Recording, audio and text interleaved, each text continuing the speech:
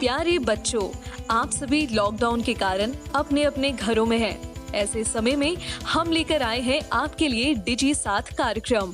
इसके माध्यम से आप प्रत्येक दिन सोमवार से शुक्रवार तक पूर्वाह्न 10 से 12 तथा अपराह्न 1 से 2 बजे तक अपने अपने कक्षाओं के अनुरूप कार्यक्रम देख सकेंगे। स्कूली शिक्षा एवं साक्षरता विभाग, Jharkhand.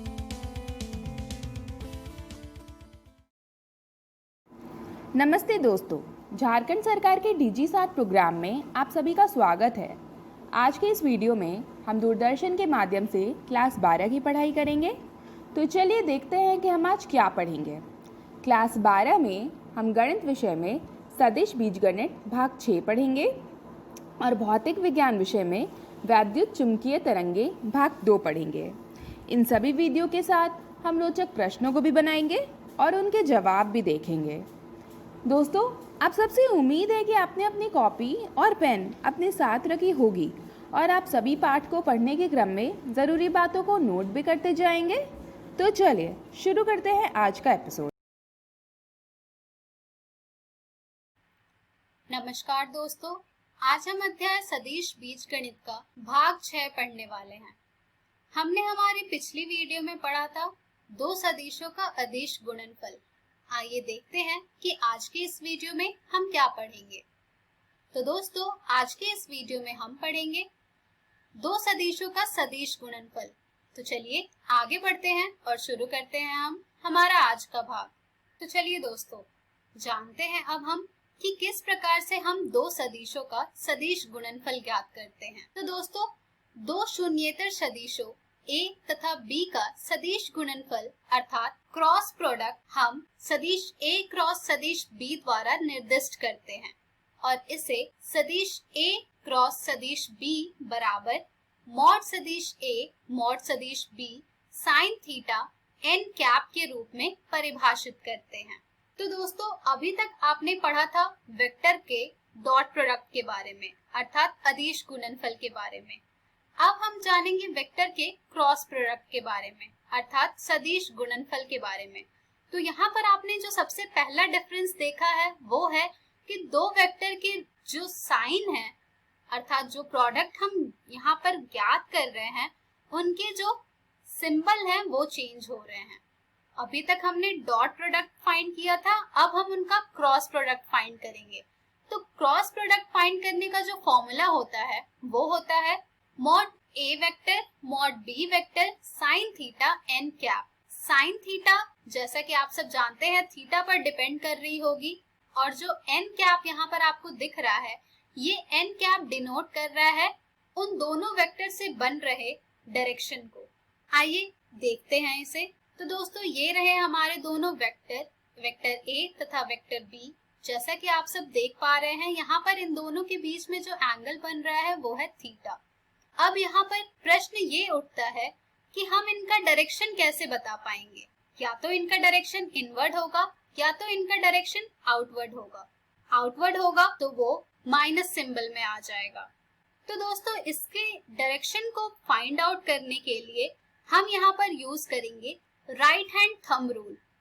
Right hand thumb rule जैसा कि आपने अपने फिजिक्स के चैप्टर में भी पढ़ा होगा, वही चीज हम यहाँ पर भी अप्लाई करेंगे और फाइंड करेंगे हमारे इन दोनों वेक्टर के डायरेक्शन को। तो दोस्तों, according to right hand thumb rule यहाँ पर हमारा जो पहला वेक्टर होगा हम पहले अपने पाम को उसके डायरेक्शन में करेंगे और फिर जो हमारे दूसरे वेक्टर की डायरेक्शन होगी उसके तरफ हम हमारे हाथ से कर्ल बनाएंगे पहले वेक्टर से दूसरे वेक्टर की तरफ में। ऐसा करते समय जिधर भी हमारा थंब होगा उसी डायरेक्शन में हमारे A क्रॉस B वेक्टर की डायरेक्शन होगी। यानी कि सबसे पहले आप जो हमारा पहला वेक्टर होगा उसकी तरफ अपना पाम करेंगे, फिर जो हमारा दूसरा वेक्टर होगा उसके डायरेक्शन में आप कर्ल बनाएंगे। ऐसा करते समय जिस डायरेक्शन में आपका थंब होगा वही हमारे दोनों वेक्टर के क्रॉस प्रोडक्ट की डायरेक्शन होगी। तो दोस्तों, इस प्रकार से हम डायरेक्शन फाइंड करते हैं अर्थात n कैप फाइंड करेंगे कि वो पॉजिटिव है या नेगेटिव है। आइए इसके बारे में कुछ और जानकारी प्राप्त करते हैं। यहाँ पर जो थीटा है वो इन दोनों वेक्टर के बीच का कोण है जो कि 0 से लेकर पाई के बीच में लाई करता है। यहाँ पर हमारा जो n कैप है वो एक मात्रक सदिश है जो कि सदिश a तथा b दोनों पर परपेंडिकुलर है अर्थात लंब है। यहाँ पर भी अगर हमारा इन दोनों वेक्टर में से कोई एक वेक्टर 0 हो जाता है तो हमारा थीटा परिभाषित नहीं होता है, यानी कि थीटा अनडिफाइंड हो जाता है और ऐसी स्थिति में हमारा जो इन दोनों वेक्टर का क्रॉस प्रोडक्ट होगा वो भी 0 के बराबर हो जाएगा। तो दोस्तों ये थी थोड़ी बहुत जानकारी cross product of two vectors अर्थात दो सदिशों का सदिश गुणनफल के बारे में। आइए अब इनके कुछ रिजल्ट्स को डिस्कस करते हैं। तो दोस्तों यहाँ पर हमारा जो सबसे पहला महत्वपूर्ण बिंदु है वो होगा कि A क्रॉस B वेक्टर जो है वो एक सदिश है। जाहिर सी बात है कि वो एक सदिश होगा क्योंकि यहाँ पर जो आपने देखा कि A vector cross B vector बराबर होता है mod of A vector mod of B vector sine theta n cap के। तो यहाँ पर जो मॉड A वेक्टर है वो एक रियल नंबर है, मॉड ऑफ B वेक्टर जो है वो भी एक रियल नंबर है, साइन थीटा भी आपका रियल नंबर है जो कि एक तरह के ये सारी मैग्नीट्यूड है और n कैप जो है वो आपके डायरेक्शन को बताता है, यानी कि ये यहाँ पर इनके क्रॉस प्रोडक्ट में मैग्नीट्यूड के साथ साथ डायरेक्शन भी है, इसलिए ये एक प्रकार का सदिश है। इसके बाद जो हमारा दूसरा रिजल्ट है वो है मान लीजिए कि सदिश A तथा B दो शून्येतर सदिश हैं, तब सदिश A क्रॉस सदिश B बराबर होगा 0 के यदि और केवल यदि सदिश A और सदिश B एक दूसरे के समांतर होंगे अर्थात पैरेलल होंगे। यानी कि अगर हमें ये दिया हुआ है कि सदिश A क्रॉस सदिश B 0 के बराबर है तो यहाँ से हम ये कह सकते हैं कि ये 0 के बराबर तभी होंगे जब ये दोनों सदिश एक दूसरे के पैरेलल होंगे। इसके बाद हमारा जो अगला रिजल्ट है वो कहता है कि अगर सदिश A का क्रॉस प्रोडक्ट आप सदिश A के साथ ज्ञात कर रहे हैं और वो आपको 0 प्राप्त हो रहा है तो इस स्थिति में हमारा जो थीटा होगा वो 0 के बराबर होगा। और इसी प्रकार से अगर आप सदिश A का क्रॉस प्रोडक्ट ज्ञात कर रहे हैं नेगेटिव ऑफ सदिश A से और वो आपको 0 प्राप्त हो रहा है तो इस स्थिति में आपका जो थीटा होगा वो पाई के बराबर होगा। और दोस्तों इन दोनों स्थिति में हमारा जो साइन थीटा का मान होगा वो 0 हो जाता है।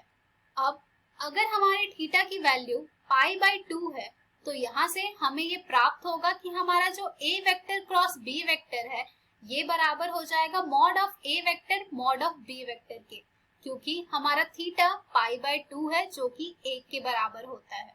इसके बाद हमारा जो अगला रिजल्ट है इसे आप बहुत ही ध्यान से देखें क्योंकि ये बहुत ही इम्पोर्टेंट रोल प्ले करेगा आपको क्रॉस प्रोडक्ट किन्हीं दो वेक्टर का फाइंड करने में। तो दोस्तों जब आप आई कैप क्रॉस आई कैप फाइंड करेंगे या जे क्रॉस जे कैप फाइंड करेंगे या के क्रॉस के कैप फाइंड करेंगे तो वो आपको 0 के बराबर प्राप्त होगा। लेकिन जब आप आई कैप क्रॉस जे कैप फाइंड करेंगे तो वो आपको के बराबर प्राप्त होगा। इसी प्रकार से जब आप जे कैप क्रॉस के कैप फाइंड करेंगे तो वो आपको आई कैप के बराबर प्राप्त होगा। इसी प्रकार से जब आप के कैप क्रॉस आई कैप फाइंड करेंगे तो वो आपको जे कैप के बराबर प्राप्त होगा।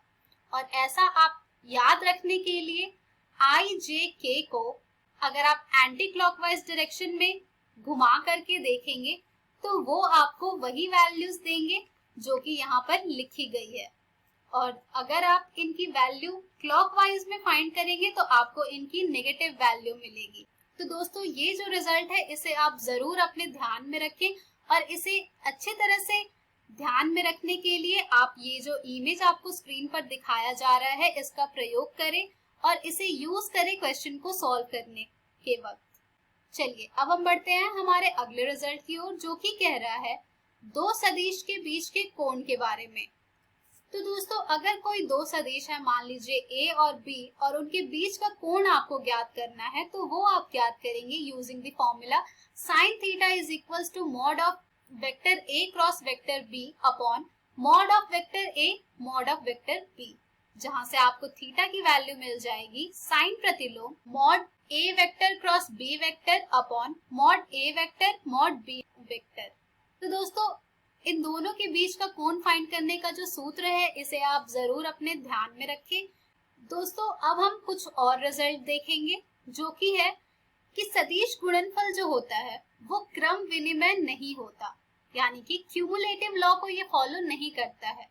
क्योंकि मान लीजिए आपने कोई दो सदिश लिया है ए और बी, आप उनका क्रॉस प्रोडक्ट फाइंड करेंगे तो आपको वो उसी के बराबर नहीं प्राप्त होगा जब आप b क्रॉस a वेक्टर का प्रोडक्ट फाइंड करेंगे। तो आप चाहे तो कोई एक उदाहरण लेकर इसे स्पष्ट कर सकते हैं। इसके बाद जो हमारा अगला रिजल्ट है वो है कि आपको j cap cross i cap प्राप्त होगा माइनस k कैप। इसी प्रकार से k cap cross j cap आपको प्राप्त होगा माइनस i कैप। इसी तरह से आपको i cap cross k cap प्राप्त होगा माइनस j कैप। जैसा कि मैंने आपको अभी इससे पहले बताया था कि जब आप इसके क्लॉकवाइज डायरेक्शन में घूमेंगे, जो इमेज आपको दिखाई गई थी उसमें आपको इनकी नेगेटिव वैल्यूज मिलेगी, जिसका कि आप यूज करेंगे इनका क्रॉस प्रोडक्ट फाइंड करने में कि अगर आपको j cap cross i cap मिल रहा है तो वहां पर आप माइनस k कैप लिखें। इसी तरह से आप फर्दर अगर आपको k cap cross j cap प्राप्त हो रहा है तो वहां पर उनकी वैल्यू आप माइनस i कैप लिखें। इसी तरह से अगर आपको i cap cross k cap प्राप्त हो रहा है तो उनकी जगह पर आप माइनस j कैप लिखें। इसके बाद हमारा अगला रिजल्ट कहता है कि यदि सदिश a और सदिश b त्रिभुज के संलग्न भुजाओं को निरूपित करते हैं तो त्रिभुज का क्षेत्रफल 1/2 मॉड सदिश a क्रॉस सदिश b के रूप में प्राप्त होता है। यानी कि अगर आपको दो सदिश त्रिभुज की संलग्न भुजाओं के रूप में निरूपित करते हुए प्राप्त हो रहे हैं तो आप उससे त्रिभुज का क्षेत्रफल भी ज्ञात कर सकते हैं बड़े ही आसानी से using the formula 1/2 mod vector a cross vector b से। इसी तरह से अगर आपको एक पैरेललोग्राम दिया हुआ होता है तो उसका भी आप क्षेत्रफल इसी फॉर्मूला का डबल करके फाइंड कर सकते हैं, जो कि आपको प्राप्त होगा mod a vector cross mod b vector, जो कि यहाँ पर लिखा हुआ है। तो दोस्तों ये थी कुछ बेसिक जानकारी दो सदिशों का सदिश गुणनफल के बारे में। चलिए अब हम बढ़ते हैं इनके कुछ गुणधर्म के बारे में, जो कि हैं पहला है, मान लीजिए सदिश a, सदिश b और सदिश c तीन सदिश हैं, तब सदिश a क्रॉस सदिश b प्लस सदिश c बराबर होगा सदिश a क्रॉस सदिश b प्लस सदिश a क्रॉस सदिश c के। यानी कि यहाँ पर डिस्ट्रीब्यूटिव लॉ फॉलो हो रहा है। तो ये हैं आपके सदिश गुणनफल के महत्वपूर्ण गुणधर्म।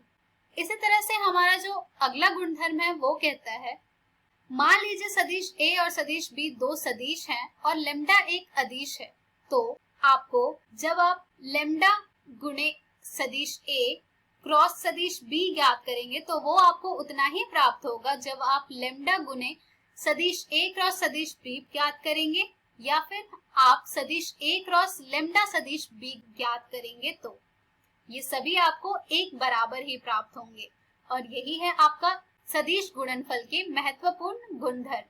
तो दोस्तों इसी के साथ दो सदिशों का सदिश गुणनफल के बारे में जो भी जानकारी थी आपको यहाँ पर बता दी गई है।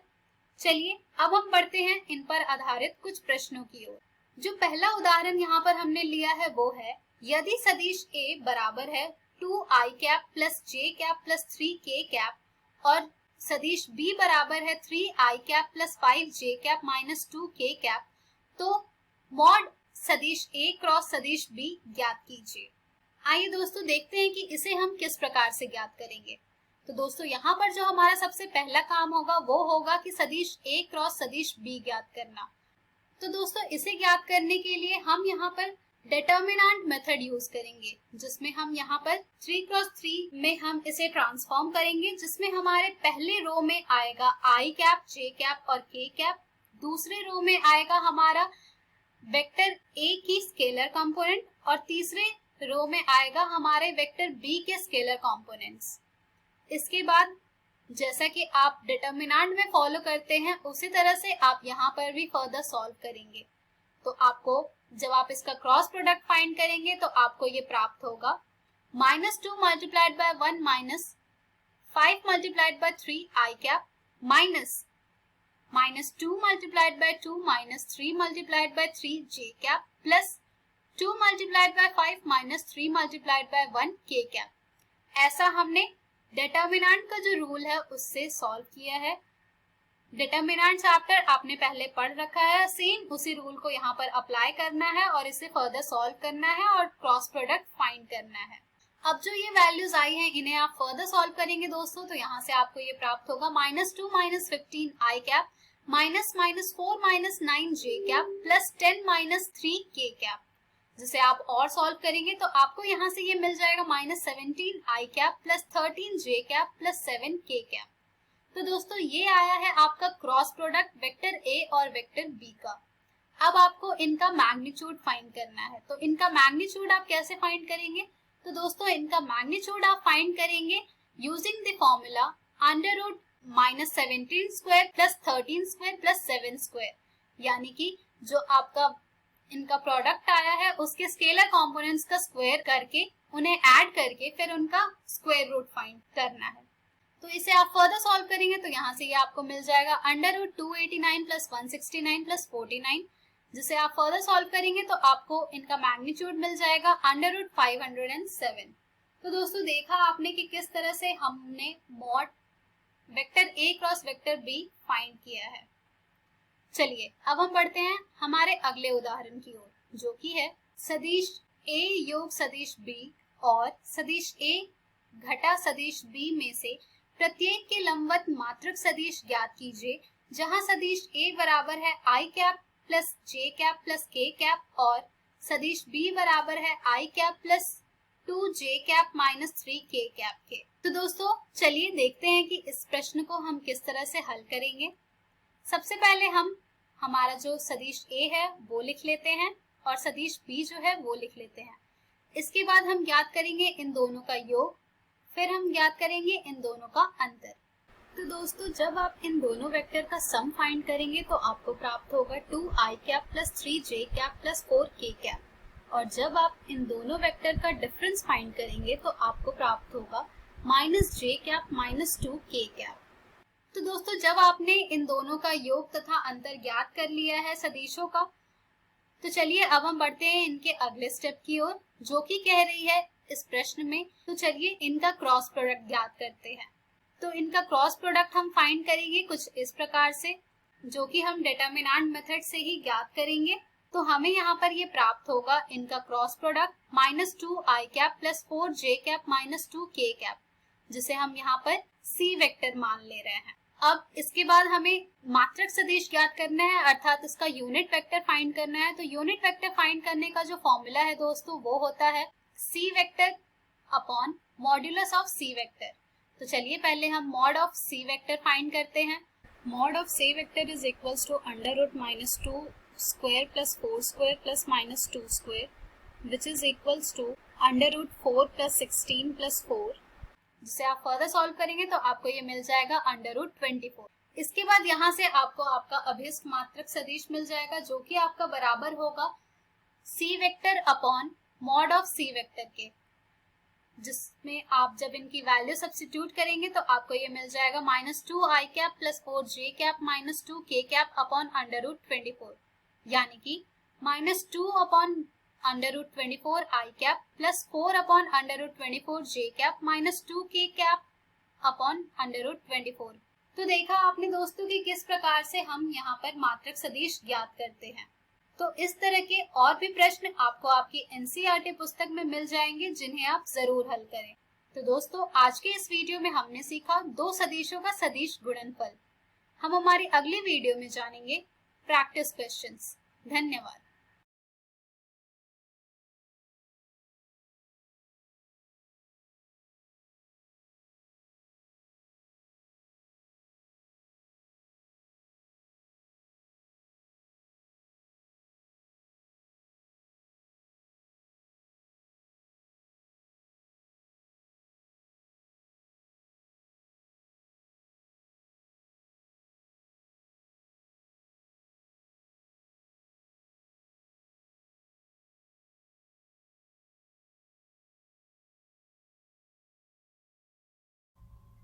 हेलो दोस्तों, भौतिकी की इस कक्षा में आप सभी का स्वागत है। दोस्तों, आज के हमारे इस वीडियो में हम बात करेंगे अध्याय 8 वैद्युत चुंबकीय तरंगों के दूसरे भाग की। इस भाग में हम समझेंगे वैद्युत चुंबकीय तरंगों की प्रकृति और वैद्युत चुंबकीय स्पेक्ट्रम को। तो आइए आज के वीडियो को शुरू करते हैं और एक एक कर जानते हैं वैद्युत चुंबकीय तरंगों की प्रकृति को। दोस्तों, इस प्रकार की तरंगों में विद्युत एवं चुंबकीय क्षेत्र एक दूसरे के तथा इनके गमन की दिशा के लंबवत होते हैं। अब जैसा कि आप यहाँ इस चित्र में देख भी सकते हैं कि विद्युत क्षेत्र जो यहाँ नीले रंग की तरंग से दर्शाया गया है वो y एक्स के समकक्ष है, जबकि चुंबकीय क्षेत्र z अक्ष के समकक्ष है और ये दोनों ही क्षेत्र एक दूसरे के लंबवत और साथ ही साथ इनकी गमन की दिशा यानी x अक्ष के भी लंबवत हैं। इसके अतिरिक्त ये तरंगे निर्वात एवं किसी माध्यम से भी गमन कर सकते हैं। निर्वात में इनकी चाल को c से दर्शाया जाता है, जिसका मान होता है 1/√μ0 और जो बराबर होता है 3 × 10⁸ मीटर प्रति सेकंड के। जबकि यदि ये किसी माध्यम से गमन करते हैं तो इनकी चाल को v से दर्शाया जाता है और इसका मान होता है 1/√μ।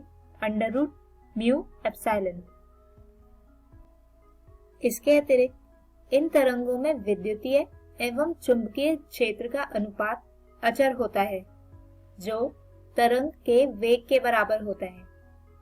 यानी अगर विद्युत क्षेत्र का मान हम E0 और चुंबकीय क्षेत्र का मान B0 लें तो इनका अनुपात यानी कि E0/B0 हमेशा तरंग के वेग यानी C0 के बराबर ही आएगा।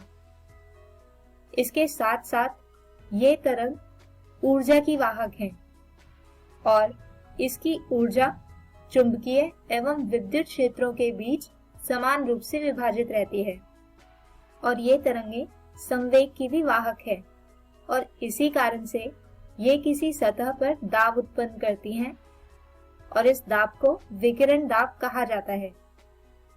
दोस्तों, ये तो बात हुई विद्युत चुंबकीय तरंगों की प्रकृति की। आइए अब जानते हैं वैद्युत चुंबकीय स्पेक्ट्रम को। दोस्तों, वैद्युत चुंबकीय तरंगों का आवृत्ति के क्रम में वर्गीकरण वैद्युत चुंबकीय स्पेक्ट्रम कहलाता है। अब जैसा कि हम जानते हैं कि पृथ्वी पर ऊर्जा का एकमात्र स्रोत है सूर्य, जिससे विभिन्न प्रकार की तरंगें उत्सर्जित होती हैं। इन्हीं तरंगों को यदि इनके तरंग दैर्घ्य या आवृत्ति के क्रम में लगाया जाए तो कुछ तरंग एक जैसे गुण प्रदर्शित करती हैं, जिसके आधार पर इनका भिन्न श्रेणियों में वर्गीकरण किया जा सकता है और ये वर्गीकरण कहलाता है स्पेक्ट्रम। आइए अब देखते हैं कि इस स्पेक्ट्रम में बनने वाली भिन्न भिन्न श्रेणियां कौन सी हैं और ये किस क्रम में होती हैं। लेकिन दोस्तों, उससे पहले हम समझ लेते हैं कि इन श्रेणियों का वर्गीकरण किन दो आधारों पर किया जाता है। तो इसमें सबसे पहले आता है आवृत्ति, जिसका अर्थ होता है कि 1 सेकंड में एक तरंग कितने दोलन करती है। अब जैसे यहाँ आप देख सकते हैं कि जैसे जैसे हम दोलन का समय कम करते हैं तो 1 सेकंड में इस तरंग के दोलन की संख्या बढ़ती जाती है, यानी कि इस तरंग की आवृत्ति बढ़ती जाती है। इसके बाद वर्गीकरण का दूसरा आधार है तरंग दैर्घ्य, जो किन्हीं दो दोलन के बीच की दूरी को दर्शाता है और इसे लैम्डा से दर्शाया जाता है। अब आप यहाँ से समझ सकते हैं कि दो दोलन के बीच की दूरी जितनी अधिक होगी, 1 सेकंड में वो तरंग उतनी ही कम बार दोलन कर पाएगी। यानी कि यदि तरंग दैर्घ्य बढ़ता है तो तरंग की आवृत्ति घट जाती है। आइए अब इन्हीं दो आधारों पर समझते हैं वैद्युत चुंबकीय तरंगों का वर्गीकरण यानी वैद्युत चुंबकीय स्पेक्ट्रम को। दोस्तों, यहाँ पर इस चित्र में वैद्युत चुंबकीय स्पेक्ट्रम तथा इसके विभिन्न भागों को दर्शाया गया है। स्पेक्ट्रम के ये विभिन्न भाग आवृत्ति के अनुरूप बाईं से दाईं ओर बढ़ते क्रम में दर्शाए गए हैं, जिसमें सबसे पहले आती है रेडियो तरंगें, जिनकी आवृत्ति सबसे कम है। इसके बाद आती है सूक्ष्म या माइक्रो तरंगें, फिर आती हैं अवरक्त तरंगें। इसके बाद आता है दृश्य प्रकाश, जिसे हम अपनी आंखों से देख पाते हैं। इसके बाद आते हैं पराबैंगनी तरंगें, फिर एक्स किरण और अंत में गामा किरणें, जिनकी आवृत्ति सबसे अधिक होती है। ठीक इसी प्रकार यदि तरंग दैर्घ्य के बढ़ते क्रम के अनुसार देखा जाए तो वो इसके विपरीत होगा, यानी सबसे कम तरंग दैर्घ्य वाली किरणें होंगी गामा किरण, फिर आएंगी एक्स किरण, इसके बाद आती हैं पराबैंगनी की तरंगें, जिसके बाद है दृश्य प्रकाश, फिर आती हैं अवरक्त तरंग, इसके बाद है सूक्ष्म या माइक्रो तरंग और अंत में सबसे अधिक तरंग दैर्घ्य वाली रेडियो तरंगें। सभी तरंगों का ये वर्गीकरण ही कहलाता है स्पेक्ट्रम।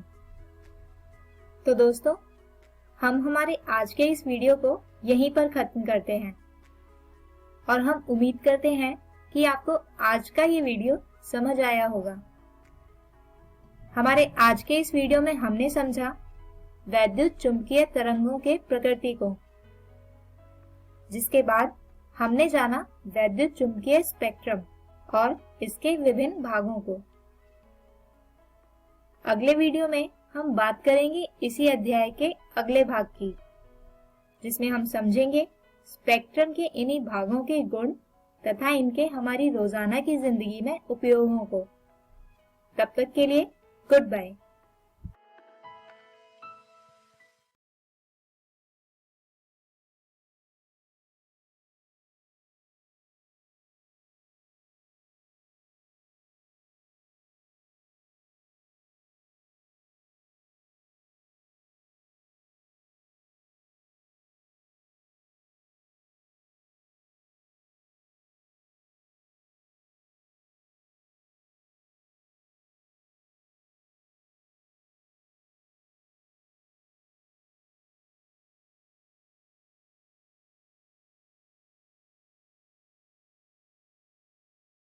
हेलो दोस्तों, आशा है आप सबको आज पाठ पढ़ के बहुत मज़ा आया होगा। तो चलिए देख लेते हैं कि आज हमने क्या पढ़ा। आज क्लास 12 में हमने गणित विषय में सदिश बीजगणित भाग 6 पढ़ा और भौतिक विज्ञान विषय में वैद्युत चुंबकीय तरंगे भाग 2 पढ़ा। इन सभी वीडियो के साथ हमने रोचक प्रश्नों को भी बनाया। एक ज़रूरी सूचना, आज का प्रसारित एपिसोड का पुनः प्रसारण YouTube पर भी किया जाएगा। आप DigiSath इकोवेशन YouTube पर सर्च करके इस तक पहुंच सकते हैं। धन्यवाद।